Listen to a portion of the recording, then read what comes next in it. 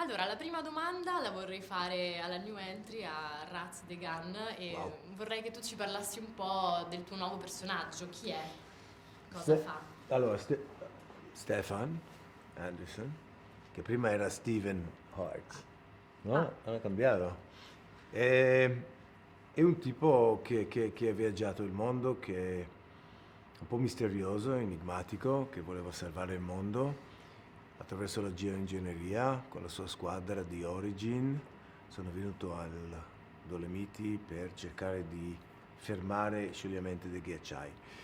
Però poi scopre dentro di lui il suo ghiacciaio, che è la sua ferita, che deve un attimo rendere conto del suo atto di passaggio, del suo passato, scusatemi, e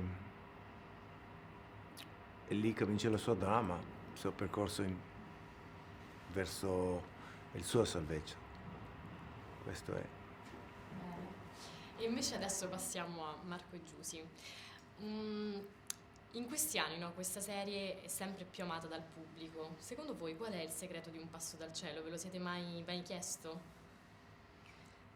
Bah, la risposta un po' la leggiamo da chi viene poi a dire seguiamo un passo dal cielo perché, quindi un po' ce la dà chi vede poi la serie negli anni.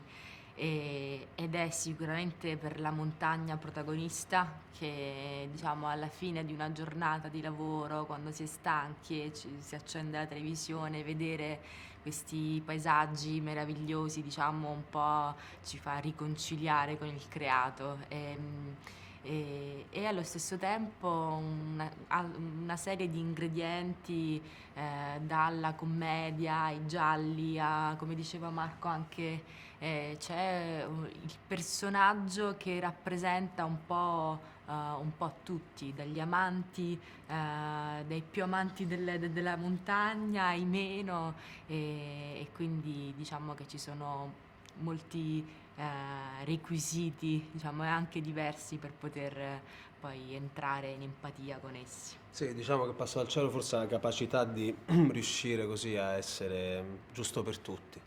Appunto c'è la montagna che hai questi scenari bellissimi, quindi la natura, quindi un po' riconnettersi dopo una giornata di lavoro, una giornata frenetica, insomma, evadi un pochino e poi sì, ci sono talmente tante storie dove ognuno, anche il caso di puntata, ognuno ha la capacità forse di empatizzare, di idealizzare e quindi di entrare molto in contatto, in confidenza immediatamente, quindi c'è un linguaggio anche molto semplice, semplice e non facile ovviamente, ma nel senso in cui ognuno ci si può rispecchiare facilmente.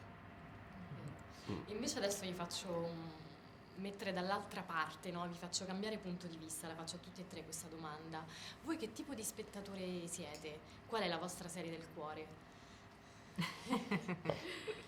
Vai, che si può Vabbè, allora, pensare. partiamo dal presupposto che io vado matto quando mi dicono la tua canzone preferita, il tuo film preferito, perché ogni volta che ne dico una mi sento l'altra e mi dicono scusa, allora io che ti ho tenuto compagnia per un sacco di tempo.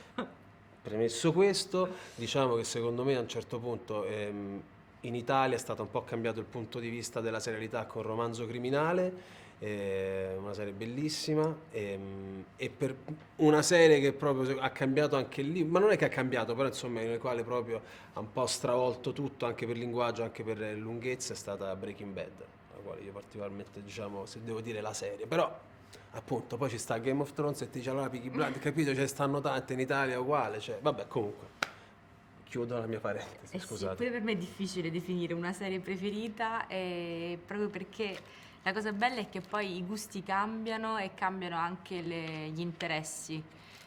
Sicuramente sono una spettatrice un po' che vado a singhiozzi, quindi magari faccio periodi in cui vedo tutto insieme e periodi in cui sto un po' insomma, senza vedere serialità e quindi sono incostante. Però ecco, mi piace guardare cose diverse, disparate. Grazie, tu che dici? Eh, mi piace vedere i miei cani.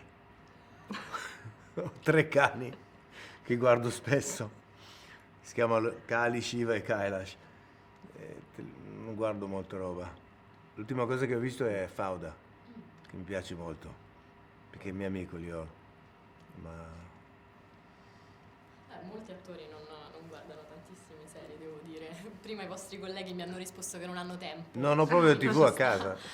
Invece un'ultima domanda, no, è vero, abbiamo finito? Niente, va bene. Beh, così. sentiamola però almeno. No, dai. ma era semplice, volevo sapere se il clima, insomma, di famiglia che si vede, si percepisce sul set, insomma, è vero.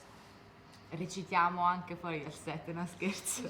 È vero, poi spegni questa È vero. telecamera e ti facciamo vedere quanto ce ne diamo. di santa Quanto ci non ragione. ci possiamo vedere, ma anche vuoi che te ne dica qualcuna su Marco Rossetti? Poi te ne dico. Grazie, Grazie, ragazzi. grazie a te.